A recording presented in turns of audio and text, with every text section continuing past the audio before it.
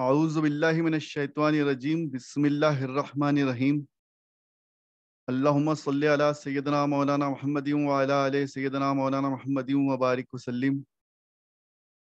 السلام علیکم ورحمۃ اللہ وبرکاتہ ومغفرتہ۔ اللہ تعالیٰ کا بڑا شکر، کرم اور احسان کہ اس نے ہم سب کو اپنے دین کے خاطر ایک مرتبہ پھر جڑنے کی توفیق عطا فرمائی اور ایک دوسرے کے ساتھ دین سیکھنے اور سکھانے کی توفیق عطا فرمائی۔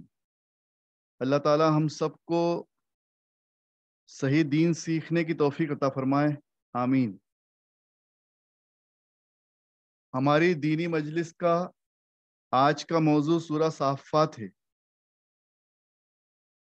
سورہ صافات مکہ معظمہ میں نازل ہوئی۔ اللہ کے نام سے شروع جو بڑا مہربان، بہت رحم فرمانے والا ہے۔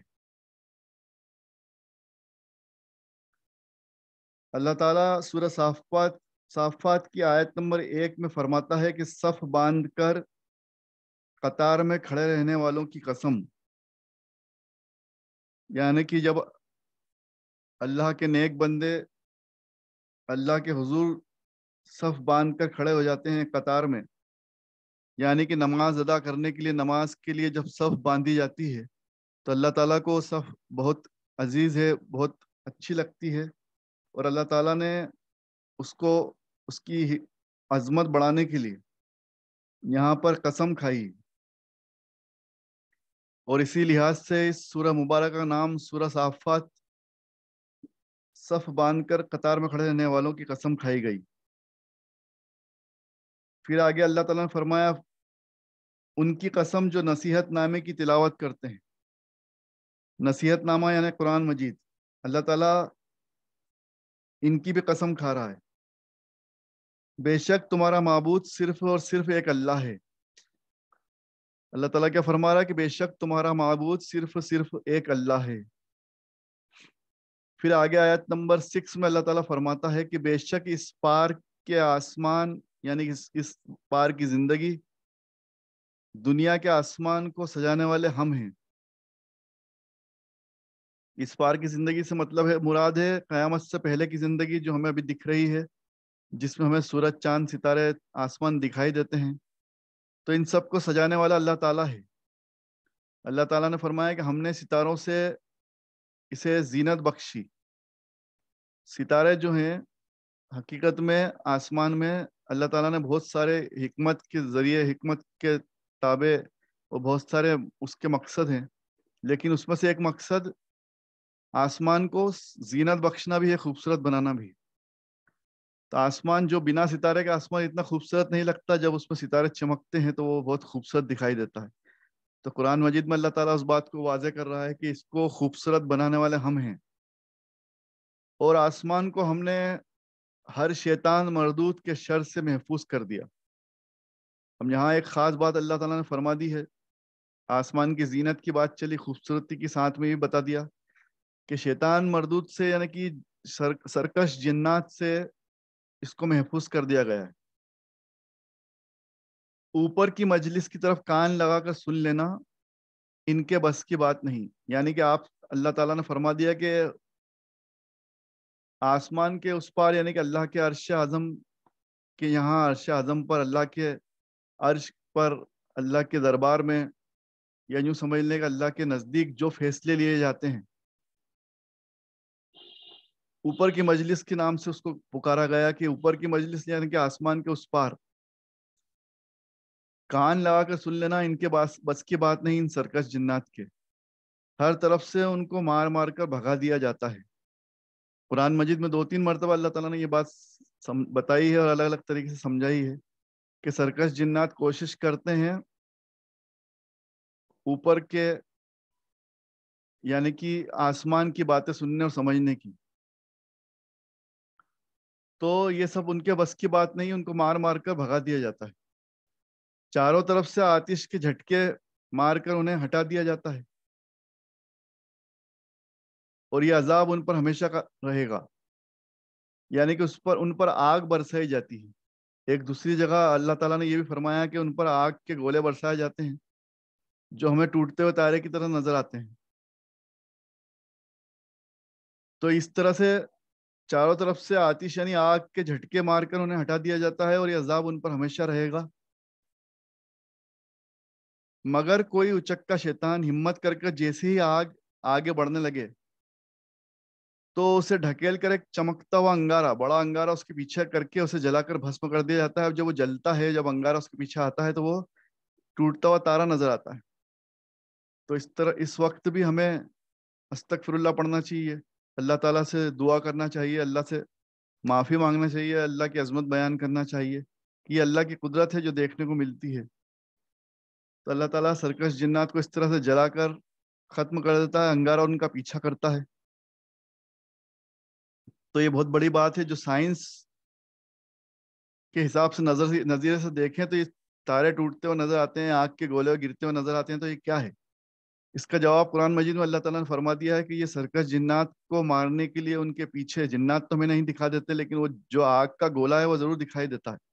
انگارہ ان کا پیچھا کرتا ہے، اسے جلا کر راکھ کر دیتا ہے. آگے فرمایا آپ ان سے پوچھو کہ ان کا پیدا کرنا مشکل ہے یا دوسری مخلوق کا پیدا کرنا، جبکہ انسان کو تو ہم نے چپکتی لذدار مٹی سے پیدا فرمایا ہے. اب اللہ تعالیٰ نے یہ فرما دیا کہ ہم نے سب کو پیدا فرمایا ہے اور کسی کو پیدا کرنا ہمارے لیے مشکل نہیں ہے. ہر مخلوق کو ہم نے پیدا فرمایا اور کسی کو وہ پیدا کرنا ہمارے لیے مشکل کام نہیں ہے. بے شک یہ اللہ تعالیٰ کے لیے بہت آسان ہے. بلکہ آپ کو تو تعجب ہوتا ہے اور یہ لوگ مذاق میں بات کو ٹال رہے ہیں. جب جب ان کو نصیحت سے بات سمجھائی جاتی ہے اس کا اثر قبول نہیں کرتے. جب کوئی نشانی دکھائی جاتی ہے تو اس کی ہنسی اڑاتے ہیں، کہتے ہیں سب کچھ نہیں، بس کھلی ہوئی جادوئی کی بات ہے. کیا جب ہم مر جائیں گے، ہڈی مٹی کا چورا ہو جائیں گے، اس کے بعد پھر ہم کو زندہ کیا جائے گا؟ یہ سوال یہ نادان پوچھتے ہیں. اور کیا ہمارے اگلے باپ دادا بھی؟ تو آپ فرما دو کہ ہاں، سب کو اٹھایا جائے گا اور تم بہت ذلیل کیے جاؤ گے. استغفر اللہ. یہ اللہ تعالیٰ نے یہاں صاف طور پر فرما دیا کہ ہر انسان کو مرنے کے بعد اٹھنا ہے، اسے اٹھایا جائے گا اور اس کے اعمال کے مطابق اس کے ساتھ بدلہ اس کو دیا جائے گا. اور حکم ہوگا کہ گھیر گھار کا جمع کر لیا جائے تمام ظالموں کو اور ان کے جوڑوں کو، اور جن کی یہ لوگ عبادت کرتے تھے ان سب کو ساتھ میں لایا جائے. مطلب یہ لوگ جتنے لوگ تھے ان سب کو اکٹھا کر لیا جائے جو ایک دوسرے کا ساتھ دیتے تھے اور جن کو یہ پکارتے تھے. اللہ کے سوا دوسروں کی عبادت کرنے والوں کو بھڑکتی آگ کی طرف دھکیل دیا جائے گا. پھر فرمایا اور تم کو تمہارے برے اعمال کے بدلے کے سوا کوئی اور سزا نہیں دی جاتی، نہیں دی جائے گی، ہے نا. تو یہ اللہ تعالیٰ نے صاف طور پر فرما دیا کہ سب کے اعمال کے بدلے، اس کے بدلے کے سوا، مطلب اب اس کا جو اعمال ہیں اس کا ہی بدلہ دیا جائے گا، اس کے سوا اس پر کوئی ظلم نہیں کیا جاتا ہے اور نہ ہی آخرت میں کیا جائے گا. مگر جو اللہ کے مخلص بندے ہیں یعنی کہ جو نیک بندے ہیں وہ عذاب سے بچ جائیں گے. سب کو معلوم ہو جائے گا کہ ان کے لیے بہترین رزق ہے. اللہ کے نیک بندوں کے لیے خوشخبری ہے کہ ان کے لیے بہترین رزق ہے. ہر قسم کے میوے، اور وہاں ان کا اکرام کیا جائے گا یعنی کہ انہیں سمانت کیا جائے گا، آنر کیا جائے گا ان کا. تو ان کو بڑی خوبصورت زندگی ملے گی جنت الفردوس میں انشاءاللہ، جہاں پر ہر طرح کے قسم کے میوے ہوں گے جن کو ہم نے نہ کبھی دیکھا نہ کبھی چکھا. ڈرائی فروٹس کی وہ اعلیٰ قسم، نعمت سے بھرپور باغوں میں ان کا رہنا ہوگا انشاءاللہ. تو نعمت سے بھرے ہوں گے ایسے باغ باغیچے، ایک دوسرے کے سامنے شاہی تختوں پر بیٹھے ہوں گے. یہ کتنی اچھی بات فرما دی کہ ایک دوسرے کے سامنے آمنے سامنے شاہی تختوں پر بیٹھے ہوں گے، یعنی کہ آرام سے بیٹھ کر بات کریں گے جنت میں ایک دوسرے کے سامنے. وہاں آسانی سے ایک دوسرے کو پہچانیں گے، ان سے بات کریں گے. بہتی ہوئی صاف ستھری شراب کے جام کا دور چل رہا ہوگا. جیسا پانی صاف پانی بہتا ہے ایسی صاف ستھری شراب کی نہریں ہوں گی، رنگ میں سفید اور پینے والوں کے لیے ذائقے دار ہوں گی۔ دنیائی شراب جو گندی اور بدبودار ہوتی ہے اور جو نشہ دے دیتی ہے اور انسان کو برگلا دیتی ہے، اس کا وہ ہوش حواس کھو دیتا ہے۔ اس کے جسٹ اپوزٹ برعکس اللہ تعالیٰ نے فرمایا کہ جنت کی شراب بہت خوبصورت، بہت صاف ستھری، بنا بدبو والی ہے نا، اور اس قدر بہترین کے پینے والے کو نہ تو نشہ چڑھے گا، نہ وہ کسی طرح سے بہکے گا۔ تو اس کا جام کا دور چل رہا ہوگا، یعنی کہ جسٹ لائک شربت سمجھ لیں ہم کہ شربت کی طرح ہم اس کو آرام سے پی لیں گے۔ رنگ میں سفید رہے گی اور ذائقے دار مطلب ٹیسٹی ہوگی۔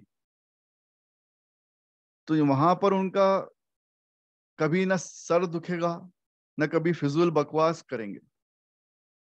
دیکھیے شراب پی کر جس کو سر چڑھ جاتا ہے، فالتو باتیں کرتا ہے، ایسا اس جنت کی شراب کو، یعنی کہ اس ایک طرح کا شربت سمجھ لیں اس کو پینے کے بعد ہمیں نہ ہمارا سر چکرائے گا، نہ ہم فالتو فضول باتیں گالی گلوچ کریں گے جس طرح سے دنیا میں لوگ نشے میں کرتے ہیں۔ یہ تمام جنت میں داخل ہونے والوں کے لیے خوشخبری آ گئی کہ جنتی جنت میں جب داخل ہوں گے تو ان کے لیے بہترین رزق ہے، کھانے پینے کا بہترین انتظام رہے گا۔ جنت میں ان کا آنر کیا جائے گا، عزت اکرام کیا جائے گا۔ یہ قرآن مجید میں اللہ تعالیٰ فرما رہا ہے۔ ہر طرح کے قسم کے میوے یا ڈرائی فروٹس انہیں ملیں گے، باغیچے رہیں گے، خوبصورت تخت رہیں گے جس پر ایک دوسرے کے سامنے بیٹھ کر جام کا دور چل رہا ہوگا، خوبصورت ماحول رہے گا پینے کے لیے، ذائقے دار شراب اور صاف ستھری اور سفید، اور جس کو پینے کے بعد نہ تو نشہ چڑھے گا اور نہ ہی وہ فضول بات کرے گا۔ یہ اتنا اچھا ماحول رہے گا، ایک دوسرے کو پہچانیں گے، ایک دوسرے سے بات چیت کریں گے جنت میں بیٹھ کر، اور جنتی جنت میں بیٹھ کر اس کا لطف لیں گے، آرام کریں گے، مزے لیں گے۔ آگے فرمایا آیت نمبر 48 میں کہ بڑی بڑی آنکھوں والی، نیچی نگاہ رکھنے والیاں ان کے پہلو میں ہوں گی، مطلب کہ حوریں اور جو اللہ تعالیٰ چاہے گا ان کی بیویاں، سب خوبصورتی سے بھری ہوئی عورتیں اور ان کی بیویاں اور حوریں سب ان کے آس پاس رہیں گی، اتنی صاف ستھری کہ جس کو ہم بیان نہیں کر سکتے۔ پھر مجلس میں آمنے سامنے ہوں گے، دنیا کی زندگی کے بارے میں ایک دوسرے سے پوچھ رہے ہوں گے، یعنی کہ وہ دنیا کی زندگی بھولے گا بھی نہیں انسان، اس کے ساتھ اس نے جو بھی کرا ہوگا، جو اس نے دیکھا ہوگا، وہ سب اسے یاد رہے گا۔ تو جب مجلس میں آمنے سامنے بیٹھیں گے اور دنیا کی بات چیت کریں گے اور ایک دوسرے سے حال چال پوچھ رہیں گے، تو یہ اللہ تعالیٰ فرما رہا ہے قرآن مجید میں کہ یہ ماحول رہے گا جنت کا۔ جنت میں اس طرح سے سب ایک دوسرے کو پہچانیں گے، بات کریں گے۔ ان میں سے ایک کہے گا کہ میرا ایک پڑوسی تھا، وہ مجھے کہا کرتا تھا کہ کیا تو آخرت کی بات کرتا رہتا ہے، اس کو سچ مانتا ہے؟ یہ کیسے ہو سکتا ہے جب ہم مر کر مٹی ہو جائیں گے اور ہڈیوں کا چورا ہو جائیں گے تو ہم کو ہمارے اعمال کا بدلہ دیا جائے گا؟ وہ مطلب اس کو بہکانے کی باتیں کرتا تھا اس کا پڑوسی، اس کے بارے میں وہ پوچھے گا کہ اس کا کیا ہوا؟ فرمایا جائے گا کیا تم جھانک کر اسے دیکھنا چاہتے ہو؟ اس انسان کو جو دین سے دور تھا اور تمہیں بھڑکاتا تھا، آج تم جنت میں بیٹھے ہو، اور اس انسان کے بارے میں جب تم سوال کرو گے وہاں پر تو اللہ تعالیٰ اس کے فرشتوں کے ذریعے ہمیں سب کچھ دکھا دے گا، سب کچھ بتا دے گا۔ تو فرمان ہوگا کہ کیا تم جھانک کر اسے دیکھنا چاہو گے؟ تو وہ اپنے ساتھی کو جیسے ہی جھانکے گا تو اسے آگ کے ڈھیر کے بیچ میں دکھے گا۔ استغفر اللہ! یعنی کہ وہ منکر انسان، وہ مشرک، وہ منافقین دوزخ کے عذاب میں جلتا ہوا دکھائی دے گا۔ چیخ اٹھے گا اللہ کی قسم تو لگا ہی تھا کہ مجھے برباد کر ڈالے۔ مطلب جو انسان دیکھے گا وہ اس کو دیکھ کر ڈر جائے گا، چیخ جائے گا، اگر مجھ پر میرے رب کا فضل نہ ہوتا تو آج میں بھی عذاب میں گرفتار تیرے جیسے لوگوں کے ساتھ ہوتا۔ استغفر اللہ! تو یہ ایک منظر پیش کیا گیا سورہ صافات میں، اور اللہ تعالیٰ فرماتا ہے کہ سب لوگ کو اپنے اعمال کا بدلہ دیا جائے گا، اور بے شک یہی بڑی کامیابی ہے۔ ایسی ہی کامیابی کے لیے ہر عمل کرنے والوں کو عمل کرنا چاہیے۔ کیا یہ مہمانی اچھی رہی یا وہ کہ کسی کو زقوم کا درخت کھلایا جائے. استغفر اللہ. اب یہ جو خوبصورت منظر نیک لوگوں کے لیے، مومن کے لیے اللہ تعالیٰ نے فرمایا، بتایا قرآن مجید میں. اب آگے اللہ تعالیٰ پوچھ رہا ہے کہ ایسا رہنا اچھا، ایسی مہمان نوازی تمہیں ملے یہ اچھی، یا اس کے اپوزٹ، اس کے برعکس گناہ گاروں کو زقوم کا درخت کھلایا جائے، استغفر اللہ، وہ اچھا. ہم نے ظالموں کے لیے اس درخت کو آزمائش کا سبب بنایا ہے. اللہ تعالیٰ نے بڑا خاص طور پر گناہ گاروں کے لیے اس درخت کو بنایا ہے، پیدا فرمایا ہے. یہ پیڑ ٹھیک جہنم کی جڑ میں سے نکلتا ہے. استغفر اللہ. اب کس قدر خطرناک ہوگا جہنم سے نکلنے والا پیڑ. اس کا پھل سانپ کے فن کی طرح ہے، جیسے وہ شیطانوں کے کھوپڑیاں ہوں. اس میں سے جہنمی لوگ کھائیں گے. جب ان کا پیٹ خالی لگے گا، انہیں جلے گا، تو بھوک میں اس کو کھائیں گے اور پیٹ میں بھرتے ہی جائیں گے. پھر اس کھانے کے اوپر انہیں کھولتا ہوا پیپ پانی دیا جائے گا. استغفر اللہ. مطلب ایک بہت تکلیف دہ چیز ہے، تکلیف دہ درخت ہے یہ. کس قدر وہ خطرناک ہوگا اس کو کھانا، چبانا، وہ کس قدر چبھے گا اور کیا کیا اس میں ہوگا، یہ اللہ ہی بہتر جاننے والا ہے. اللہ کے سوا ان سب باتوں کو کوئی نہیں سمجھتا، نہ کوئی جانتا ہے. اور جتنا اللہ تعالیٰ نے قرآن مجید میں لکھ دیا ہے، جو حدیث مبارکہ میں آ گیا، اتنا ہم سمجھ سکتے ہیں. تو یہ بہت خطرناک پیڑ ہے، بہت خطرناک. اس کو کھانے کا اس کے بہت زہریلا اور پتہ نہیں کیا کیا ہوگا. اور جب اس کو انسان، جب دوزخ میں رہنے والا انسان جب بھوک میں جب اس کو کھا لے گا، تو اس کو کھولتا ہوا پیپ گندا پانی دیا جائے گا پینے کے لیے. پھر یہ زہریلا کھانا کھلا پلا کر ان کو آگ کے ڈھیروں بند کر دیا جائے گا، پھر آگ میں پھینک دیا جائے گا. انہوں نے اپنے باپ داداؤں کو گمراہ پایا تھا. اب یہاں بات سمجھنے والی ہے کہ جو لوگ یا ہم لوگ یا جو بھی، استغفر اللہ نعوذ باللہ، جو بھی ہم ہمارے جو پرانے لوگ یا بزرگ جو ناسمجھی میں گناہ کرتے آئے، جو غلط کام کرتے آئے، اس کو اگر ہم فالو کرتے رہیں گے تو یہ ہمارے لیے نقصان مند ہے. اچھی باتوں کو فالو کرنا اچھی بات ہے، لیکن گناہوں کو فالو کرنا غلط بات ہے. غلط رسم و رواج کو، غلط کاموں کو، غلط اعمال کو ریپیٹ کرنا، صرف یہ سوچ کر کہ ہمارے باپ دادا یہ کرتے آئے ہیں، تو یہ اللہ تعالیٰ نے ناپسند فرمایا. یہ قرآن مجید کی آیت نمبر 69 میں اللہ تعالیٰ صاف فرما رہا ہے کہ اپنے باپ داداؤں کو تم نے گمراہ پایا تھا، پھر بھی ان کے نقش قدم پر برابر دوڑتے ہی رہے. مطلب تمہیں جب علم آ گیا، تمہارے لیے جب نازل ہو گئی، قرآن مجید نازل ہو گیا، کتاب نازل ہو گئی، پیغمبر نے تمہیں آگاہ کر دیا، تو پھر کیوں تم ان کے نقش قدم پر دوڑا؟ یعنی کہ اگر وہ گناہ کرتے تھے، کوئی غلطی کرتے تھے، کوئی غلط کام کرتے تھے، تو ان کو دیکھ کر تم کیوں کر رہے ہو؟ فار ایگزامپل ہم نے دیکھے کہ ہمارا کوئی بزرگ، ہمارا کوئی خاندان کے بوڑھے لوگ نہ سمجھی میں کوئی غلط کام یا کچھ اللہ تعالیٰ کے نزدیک جو کام پسند نہیں ہے، ناپسندیدہ عمل کرتے آئے، تو اس کو ہمیں نہیں کرنا ہے. اس سے ہمیں دور ہونا ہے، ہم نے آنے والی نسلوں کو بھی اس سے بچانا ہے. فار ایگزامپل خدا نہ خواستہ کسی کے گھر میں کوئی بڑے بوڑھے لوگ مان لیجیے کسی مزار پر جا رہے ہیں، وہاں سجدہ کر رہے ہیں، استغفر اللہ، یا وہاں پر کچھ منت مانگ رہے ہیں، تو اس سے ہمیں بچنا ہے. ایسے کاموں سے ہمیں بچنا ہے. ہمیں اللہ کے سوا کسی کی عبادت نہیں کرنا، کسی اور کو سجدہ نہیں کرنا ہے. ہمیں بے شک صاحب مزار کو عزت کی نظر سے دیکھنا ہے، ان کے نقش قدم پر آپ چلنا ہے. ہمیں صاحب مزار کو اللہ تعالیٰ نے کیوں اتنی عزت بخشی وہ سمجھنا ہے. اس سے منع نہیں ہے ان کے وہاں جا کے ہم درود شریف پڑھ سکتے ہیں، فاتحہ پڑھ سکتے ہیں، ایصال ثواب کر سکتے ہیں، لیکن وہاں اگر کسی کو دیکھ کے، ہمارے بزرگ کو دیکھ کے، کسی بڑے بوڑھے کو دیکھ کے، جو لوگ دنیا میں بھیڑ چال ہے، سجدہ کر رہے ہیں، اگر خدا نہ خواستہ ہم بھی سجدہ کرنے لگے تو یہ ہمارے لیے گناہ کی بات ہوگی. تو ایسی چیزوں سے بچنا ہے، ایسے ہر اعمال سے بچنا ہے جو شرک کی طرف لے جائے، جسے اللہ تعالیٰ نے منع فرمایا. بے شک اولیاء اللہ کی عزت کرنا ہے، ان کے راستے پر، ان کے نقش قدم پر چلنے کی کوشش کرنا ہے، ان کے لیے ایصال ثواب کرنا ہے. اگر ہم ان کے لیے کچھ کریں گے تو وہ ہمارے لیے دعا کریں گے، تو یہ بے شک صحیح طریقہ ہے، لیکن غلط طریقے سے کوئی کام نہیں کرنا ہے. کیونکہ اللہ تعالیٰ ایسا فرما رہا ہے کہ تم نے اپنے باپ داداؤں کو گمراہ پایا تھا، پھر بھی ان کے نقش قدم پر دوڑتے چلے گئے.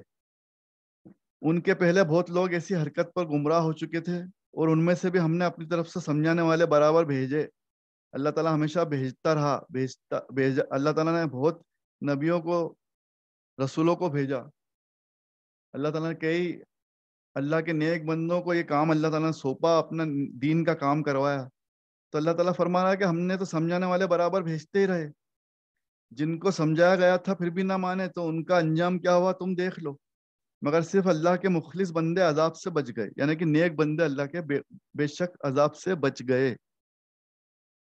یہ بات اللہ تعالیٰ نے فرما دی۔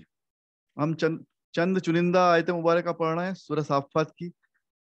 کمپلیٹ سورہ مبارکہ ہم کوئی بھی نہیں پڑھ پاتے ہیں کیونکہ بہت بڑی سورہ مبارکہ ہوتی ہے، تو کچھ چند آیتیں ہم اس کی سلیکٹڈ ہائی لائٹڈ پڑھتے ہیں۔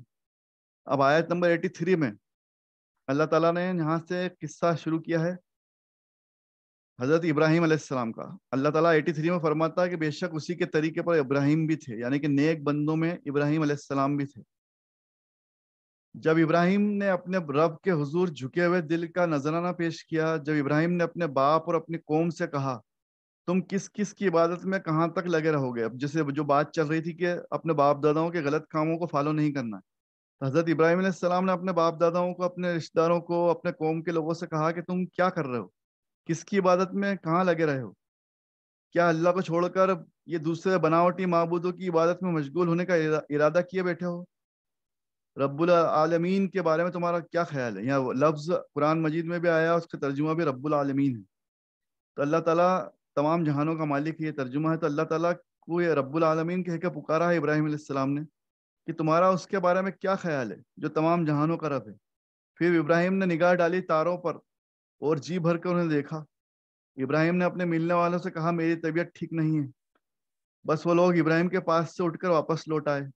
ابراہیم نے چپکے سے ان کے معبودوں پر دھاوا بول دیا اور کہا کہ تم کھاتے نہیں ہو؟ تم کو کیا پریشانی کہ تم چپ ہو، بولتے نہیں ہو؟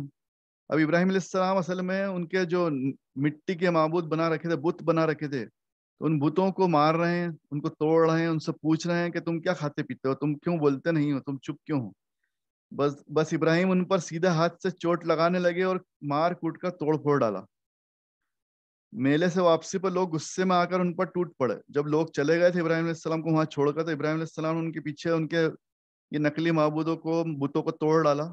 اب جو لوگ واپس لوٹ کر آئے تو انہوں نے اپنے بتوں کی حالت دیکھی تو وہ ابراہیم علیہ السلام پر غصے میں ٹوٹ پڑے۔ ابراہیم نے ان کو للکار کر کہا کہ اپنے ہاتھ سے تراشے ہوئے کو کیسے پوجتے ہو، یعنی کہ اسے تو تم نے خود نے بنایا ہے، تم اس کی پوجا کیسے کرتے ہو، کیا کر رہے ہو، جبکہ تم کو ایک اللہ نے پیدا فرمایا ہے، اور تم یہ کیا عمل کر رہے ہو؟ لوگ بولے کہ ایک ستون، کھمبا ہے کہ کھمبا کالم کھڑا کرو جس کے آس پاس آگ بھڑکا کر اسے زندہ جلا ڈالو۔ ابراہیم علیہ السلام کے لیے ایک کالم کھمبا کھڑا کیا گیا۔ انہوں نے ابراہیم پر داؤ چلایا، لیکن ہم نے ان کو اپمانت کر دیا، یعنی کہ ان کی بات کو ہم نے خارج کر دیا، یعنی کہ انہوں نے کوشش کی ابراہیم علیہ السلام کو جلانے کی، لیکن اللہ کے حکم سے اس آگ نے ابراہیم علیہ السلام کو نہیں جلایا، اور وہ ذلیل ہو گئے، اپمانت ہو گئے، یعنی کہ ذلیل ہو گئے۔ آگ سے صحیح سلامت بچ جانے پہ ابراہیم بولے میں تو اپنے رب کی طرف چلا، وہی مجھے راہ بتا دے گا۔ ابراہیم نے دعا کی کہ اے رب مجھے اچھا اور نیک بیٹا عطا فرما۔ اب یہ قرآن مجید میں جگہ جگہ الگ الگ سورہ مبارکہ میں پیغمبروں اور رسولوں کی کچھ دعائیں آئی ہیں۔ یہ مسنون دعائیں ہیں، ان کو ہم سب کو سیکھنا چاہیے کہ اللہ تعالیٰ سے کیا دعا کرنا چاہیے۔ کسی نے بھی دولت نہیں مانگی ہے۔ قرآن مجید کی پوری قرآن مجید کی تمام سورہ مبارکہ پڑھ لیں، تمام آیتیں مبارکہ پڑھ لیں، کسی بھی پیغمبر نے کبھی دولت شہرت نہیں مانگی۔ کیا مانگا ہے؟ اپنے لیے، اپنی اولادوں کے لیے نیکی مانگی، جنت الفردوس مانگی، ہے نا، گناہ سے بچنے کی توفیق مانگی، استغفار کیا، یہ تمام دعائیں کی۔ تو اب ہم لوگ یہاں سب سمجھ لیں کہ آیت نمبر 100 میں ابراہیم علیہ السلام دعا کر رہے ہیں کہ اے رب مجھے نیک اولاد عطا فرما۔ سبحان اللہ، الحمدللہ، آمین۔ بس ہم نے اسے ایک حوصلہ مند بیٹے کی خوشخبری دی، یہ اللہ تعالیٰ فرما رہا ہے، یعنی ان کی دعا قبول ہو گئی۔ جب یہ لڑکا اس عمر کو پہنچا کہ ابراہیم کے ساتھ ساتھ چلنے لگا، ابراہیم بولے میرے بیٹے، میں سپنے میں، یعنی خواب میں کیا دیکھتا ہوں کہ تم کو ذبح کر رہا ہوں، میں تم کو ذبح کر رہا ہوں۔ بس اب تم دیکھو تمہاری کیا رائے ہے، تمہارا کیا مشورہ ہے۔ جواب میں بیٹے نے کہا، ابا جان آپ کو جو اللہ تعالیٰ نے حکم دیا ہے اس پر آپ عمل کریے، آپ مجھے انشاءاللہ صبر کرنے والوں میں پائیں گے۔ سبحان اللہ۔ نیک بیٹا اپنے والد سے کیا بول رہا ہے کہ آپ کو اللہ تعالیٰ نے جو حکم دیا آپ اسے پورا کریں، میں انشاءاللہ صبر کرنے والوں میں آپ مجھے پائیں گے، یعنی کہ میں آپ کے خلاف کوئی کام نہیں کروں گا، اللہ کی مرضی کے خلاف کوئی کام نہیں کروں گا، اور مجھے آپ فرما بردار پائیں گے۔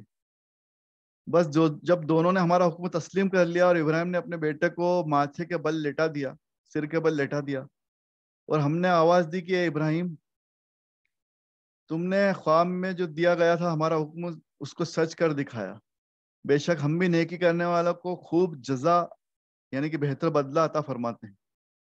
بے شک یہ کھلی ہوئی کسوٹی تھی، تمہارا امتحان تھا، اور ہم نے اس کی جگہ فدیہ بھیج کر اس کی بڑی قربانی کو عظمت قائم کر دی، اس قربانی کی عظمت قائم رکھی۔ یعنی کہ اللہ تعالیٰ نے ابراہیم علیہ السلام ان کے بیٹے کا امتحان لیا تھا، ان کے بیٹے کا اور ابراہیم علیہ السلام کا امتحان لیا گیا تھا، اس طرح سے ان کو آزمایا گیا تھا۔ تو ابراہیم علیہ السلام نے اپنی اولاد کو یہ قصہ سنایا، خواب میں دیکھا ابراہیم علیہ السلام کی اولاد نے اس کو تسلیم کر لیا، مان لیا کہ بے شک میں آپ کے ساتھ ہوں، اور اس طرح سے اللہ نے ان کے اس امتحان میں جو وہ کامیاب ہو گئے تھے، ان کے بیٹے کو ہٹا کر ایک جانور بھیجا اور اس جانور کی قربانی لی۔ یہ سب اللہ کا کرشمہ تھا، اللہ تعالیٰ کی عظمت اور اللہ تعالیٰ کی قدرت ہے کہ اللہ تعالیٰ نے اپنے بندے کو، اپنے نیک بندے کو اور اپنے نبی کو کس طرح سے امتحان لیا اور کس طرح سے وہ امتحان میں کامیاب ہو گئے۔ اب یہ خوشخبری سنائی گئی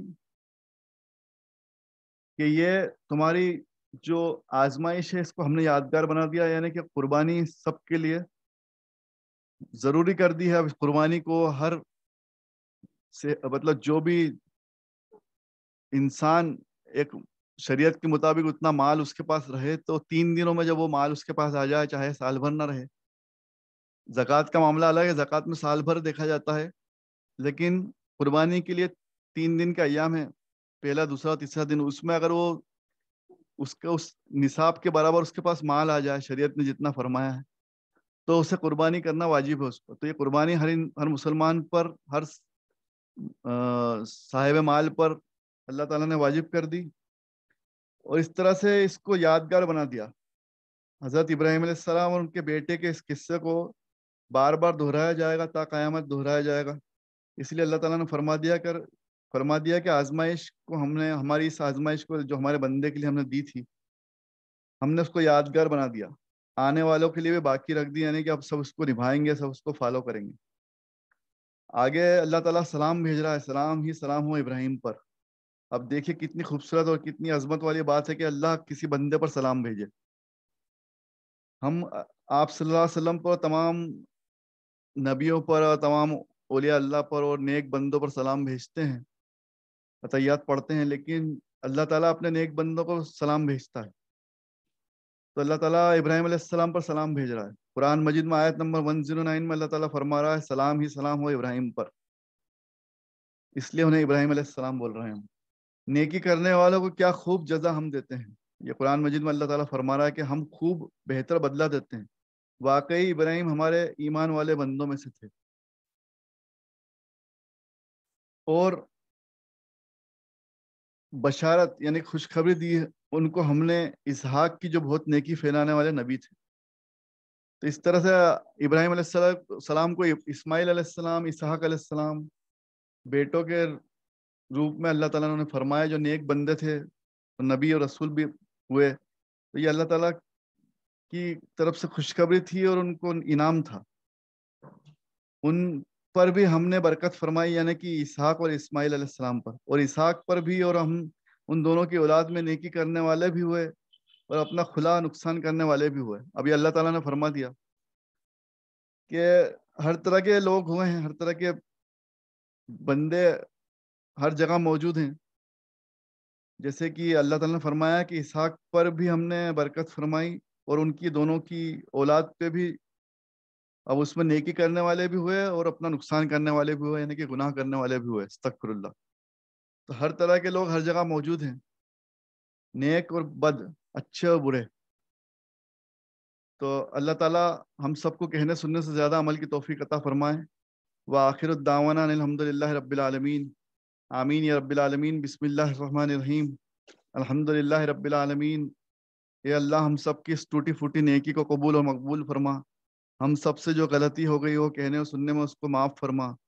اس نیکی کو ہم سب کے لیے، ہمارے والدین کے لیے، ہمارے گھر والوں کے لیے، تمام امت مسلمہ کے لیے، جو جو اس مجلس میں جڑے ہیں سب کے لیے وسیلہ بنا دے۔ اللہ تعالیٰ ہم سب کی، ہمارے گھر والوں کی، ہمارے رشتہ داروں کی، ہمارے والدین کی، تمام امت مسلمہ کی، ہم سب کی مغفرت عطا فرما، ہم سب کو جنت الفردوس عطا فرما، ہم سب کو معاف فرما، ہم سب کو اپنے رحم و کرم سے معاف فرما دے، اپنے محبوب صلی اللہ علیہ وسلم کے واسطے وسیلے سے ہم سب کو معاف فرما دے، آمین یا رب العالمین۔ جس جس نے دعا کے لیے کہا سب کی تمام جائز تمناؤں کو، دعاؤں کو قبول اور مقبول فرما۔ ہم سب کو، تمام بیماروں کو، تمام گھر والوں کو، تمام رشتہ داروں کو، سب کو شفا، تندرستی اور صحتیاب عطا فرما۔ ہر بیمار کو آسانی عطا فرما، شفا عطا فرما، تندرستی عطا فرما۔ ہر لا علاج بیماری سے، بری بیماری سے، نظر بد سے، خبیث شیطان سرکت جنات کے شر سے، جادو ٹونے سے، پریشانی سے، مشکل امتحان سے، آزمائش سے، لا علاج بیماری سے ہم سب کی حفاظت عطا فرما، آمین یا رب العالمین۔ یا اللہ ہم سب کو بہتر سے بہتر حلال روزی عطا فرما، روزی اور روزگار میں برکت عطا فرما، حرام سے ہم سب کی حفاظت عطا فرما، نیک اور ایک بنا دے۔ یا اللہ ہم سب کو نیک اور ایک بنا دے، ہم سب کی قرض سے، ہر طرح کے قرض سے، ہر طرح کے مرض سے ہم سب کی حفاظت عطا فرما، ہم سب کو تندرستی عطا فرما، دنیا اور آخرت کی تمام بھلائیاں، رحمتیں، نعمتیں، عظمتیں، امن و امان، حفاظت، شفا، تندرستی اور صحت عطا فرما، آمین یا رب العالمین۔ یا اللہ ہم سب کو آسان زندگی عطا فرما، مشکل امتحان سے، آزمائش سے ہم سب کی حفاظت عطا فرما۔ ہم سب گناہ گار بندے ہیں، ہم کسی امتحان کے لائق نہیں، کسی آزمائش کے لائق نہیں، ہم سب کو معاف فرما۔ استغفر اللہ ربی من کل ذنب واتوب الیہ، آمین یا رب العالمین۔ ربنا آتینا فی الدنیا حسنۃ وفی الآخرۃ حسنۃ وقینا عذاب النار، آمین۔ شکریہ، اللہ حافظ۔